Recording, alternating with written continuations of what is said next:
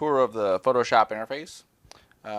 First thing to note is that when you open Photoshop, if you've used it before, someone's used it before, you could be using someone else's preferences. So if you hold Control, Alt, and Shift, or Command Option Shift, I believe it is on a Mac, as you click and you're opening Photoshop, you just keep holding those buttons down. And hit yes. Still holding the buttons down. Eventually it'll come up with a little message that says skip loading. Yes. You probably won't get that one, that's just mine. But you should get a little message that says, do you want to reset your Photoshop preferences? And then you could hit OK. So usually if you're having issues with stuff not being in the right spot, or you've just totally jacked up the interface, or tool settings or any of that, you can try that. That's usually a good way to do it. Mine didn't work. Let's try that again. I think I let go of it for a second while I was clicking a button. Yes.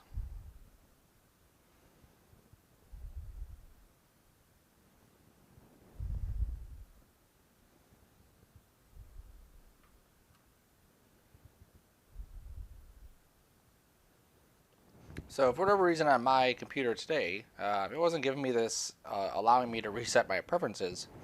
So I actually had to go find the Photoshop executable, hold Control Alt Shift, then do it, and then I can delete my preferences. Doesn't always happen, but it's something you have to work around usually when you do get an issue like that, just trying to troubleshoot it. That's one of the key things about getting into any industry, is that ability to troubleshoot stuff when it doesn't go as planned. So this is typically the welcome screen you'll get when you open Photoshop. Because I'm logged into Photoshop, I get my Creative Cloud stuff happening here. There's how much space I have left or utilized. Create new documents, open documents. I'm just going to hit create new for now. And then just to, we're going to accept the defaults. Or actually, we'll go to a different one because I have recents still here. That's the default. There it is. But this is basically like presets. So if you needed a new document of a specific type, photo, print, art, blah, blah, blah, you could jump to the presets and pick one of those from the list. Like if I go to print, it'll say letter, legal, tabloid. If I go to web, here's some different layouts for web. Here's some film and video stuff. None of those really matter as long as you know what size.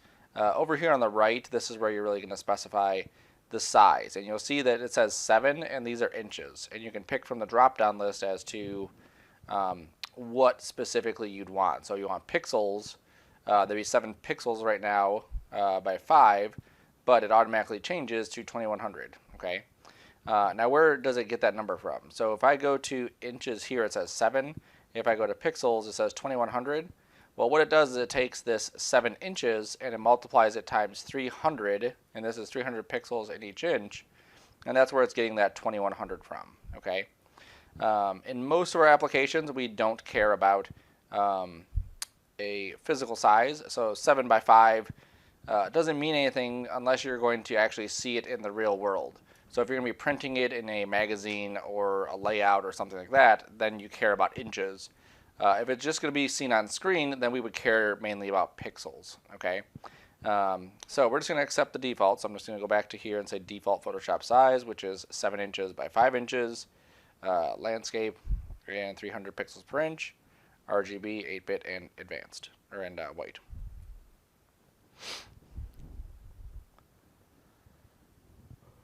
All right, so this is the typical Photoshop layout. Some things to take note of is this toolbar here. You can specify different ways. You can see the toolbar. There's a double arrow on top. If you click it, you'll get the arrows or the icons compressed. If you go the other way, then it's a big, long, stretched out thing. So just a matter of how you want to view that. Depends on your resolution too. If my screen resolution doesn't fit these bottom ones, typically I'll do that. But otherwise, this is kind of like dead space on the side. Okay. Really, you shouldn't rely on these too much. If you can use the hotkeys, then you're like one step ahead of it. Now, if you look too, as I'm hovering over this one, you'll see that it says lasso tool. It gives you a little illustration or animation of what that tool does.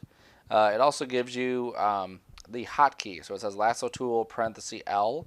So you can see that's the hotkey for it. As I use new software, typically I'll go through and just as I'm using tools, I'll say, okay, lasso tool is L, and I'll remember next time to use L. And if I forget, I'll actually skip out of the tool and jump back using the hotkey over and over and over again. You'll see also there's a little arrow at the bottom of these. That means that there's multiple options. So even though L is the hotkey for lasso tool, it's also the hotkey for these other two. So if I'm clicked off into here and I just hit L, you'll see nothing happens. But if I hit Shift L, then I'm able to cycle through that list of things. Okay, so L will just take me right to that hotkey, but Shift L lets me cycle through that list of hotkeys. Okay, and that's true for any of these other ones. Some of these will have different hotkeys, like this is still W's, right? If I go down to my, which one is it? I don't remember which one it was. One of these had a different hotkey. Well, it doesn't matter. Eventually you'll find it, but there it is. Okay. So there's all the tools typically that we're going to use. As you change the tool here, this top area will change as well. These are your tool options. So if you're in the brush tool, which is B, you'll see that you get brush options at the top. And if I go to this brush, here are some default settings or default tools that you may have been in, or current tools you were just in, kind of thing, popular tools. If I go to the next one here, this is going to be the size of the brush, the hardness of the brush, and then again some past use ones, some different brush strokes and sizes and stuff. You'll notice that there's a little gear at the top right. That's where we can change some of the settings, and then there's a new icon right here, which means you can make a new preset from that brush. Okay. There's also a brush folder, which brings up even more brush settings. Okay. Now, even though I'm showing you on the brush, just keep in mind that all the tools have their own specific tool settings for each one of those. So, shape dynamics, here's a bunch of stuff, here's scattering, and you'll see little checkboxes going next to them as they get turned on. There's also a tab. You'll see this is pretty much what we saw up here on this, right? And then I can collapse that just by hitting those arrows. There's also a mode, so this specific brush allows me to paint using different modes, which we'll get into eventually, but just know that they're there. Here's the opacity of the brush. Here is the pressure for opacity. Here's the flow of the brush. Here's the enable airbrush buildup effect button. Here's smoothing. Here's more settings for what we're doing here. Here is the smoothing or pressure size for the brush. And then here's symmetry. Okay, so some of these things you'll use a lot. Some of these things you'll barely use. It really depends on the tool and what you're going to be using it for. Just be aware that obviously this exists, and then you can go there ahead and tweak some of those options. Okay, especially if you're not getting the results you want. Usually that's where you're going to find that information. Okay. Way at the top is our file menu. So this file one is probably something you've already seen in other applications. Edit has a lot of similar things like undoing, redoing, copying, and pasting, that kind of thing. There's different ways to paste inside Photoshop. It's not just like pasting as a normal item. Sometimes you want to paste in place, sometimes you want to paste into, sometimes you want to paste out of, or paste without formatting, that kind of thing. Here's some warping tools, brush presets, some color settings, other preferences down here. Something to note is that here are the preferences for Photoshop. So as you go through, and you may want to just kind of go through this list and see what's in here. Especially if you've never used Photoshop before, some of the things, it does help to kind of tweak some of them. Like typically I'll adjust my scratch disk. In this case it's fine. But if I'm running low of disk space on my C drive, I'll typically add my scratch disk to the D drive, which is just temporary storage for Photoshop. It really helps when you're working with bigger files. Okay, so I'm just going to cancel that. We have image. So this is all about this specific image. Right now we're working in RGB. That's the kind of image we have. If this was going to print, we could do CMYK. If we are doing something for 3D, we may want to have this as a 32-bit image. Or if we had a HDR photo that we took, we'd be working in 32 bits. Again, we'll kind of go over these further in the class, but just so you know, this is specific information about this image we're working on. Here's some adjustments for that image, and then here's some other stuff specifically about this image we're working on. Under the layer area, We'll get more into layers too. But the layers are basically what make Photoshop Photoshop. We're basically painting layer after layer after layer and stacking these layers on top of each other. So all of these have to do with how these layers interact with each other. Whether we're making new layers and how we're getting them, grouping them, that kind of thing. If we're filling layers, if we're making masks on the layers, if we're making smart objects or video layers, that kind of thing, would all be inside here. Here's some typography stuff, so as we add text to our documents. Here's a bunch of different ways we can select things. Here are filters. Most of the people who've used Photoshop before, usually they bring in an image and start screwing around with the filters. That's really how I started off in Photoshop years ago, was playing with filters and clone stamping. 3D stuff.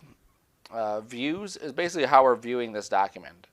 Snapping things, rulers. If we want to see the rulers, we can bring those up. There's still hotkeys at the end of these, and again, I encourage you to remember all the hotkeys.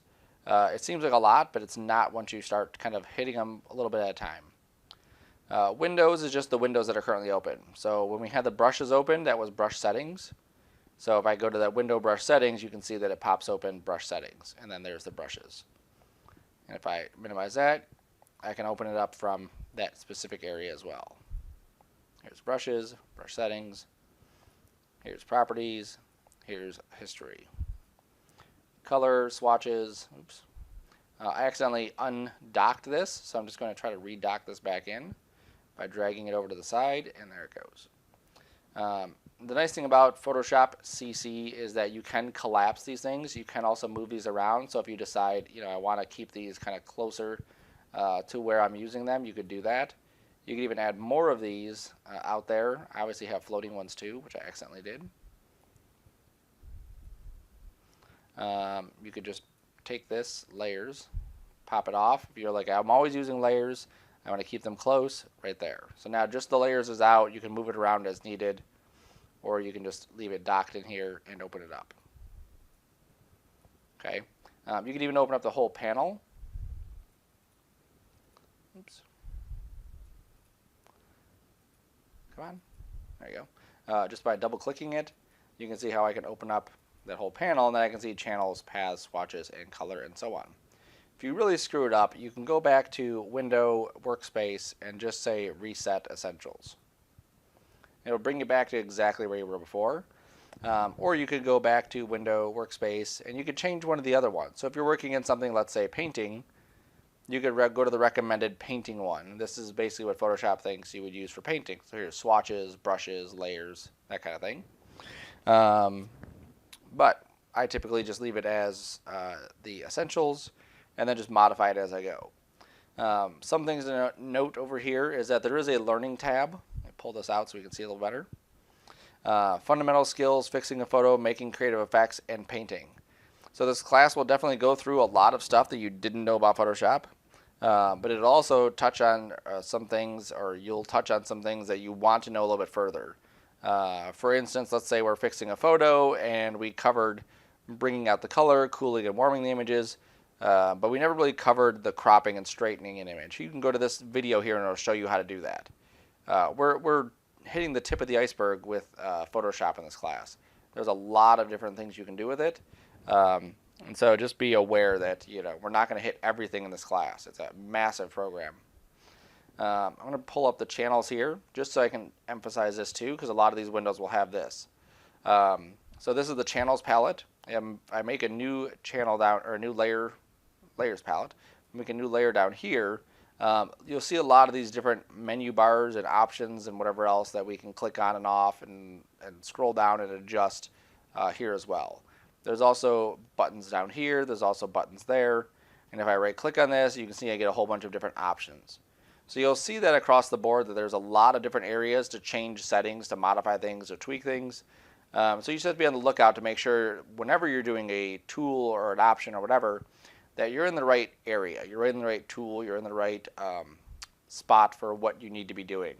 It's very easy to get confused with this, especially just as an example. Let's say that I'm painting this black stripey here, and then I accidentally click on the layer below this and I want to color this red. And as I go through it, I think that it's going to go on top of the black, but it doesn't go on top of the black, and then I'm really confused as to, why is this red going on top of that, or underneath it? I want it to go on top. Well, I have to realize I just painted it on a layer below this, so I can drag that layer above, and now the red is on top. Okay, so it's just stuff that you have to be aware of while you're doing your things. Obviously, I can erase. That's a function that most painting programs have. Also, if you're, just so you can see too, if your caps lock is on, the icon will change for your brush. So right now my brush is basically the size of what I'm going to be painting. If my caps lock is on, it doesn't do that. It just gives you this crosshair, which to me has never been helpful. So I typically recommend not having the caps lock on. It just makes it obviously more difficult. All right. When you save your Photoshop documents, typically we're going to be saving these as PSD files. That's the main type of file.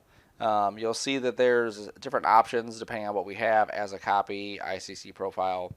We really don't have anything different until we start getting into some of these other ones, like let's say JPEG, where we would get more options after we actually hit save. Or if we go to TIFF, some of these other options would pop up as well.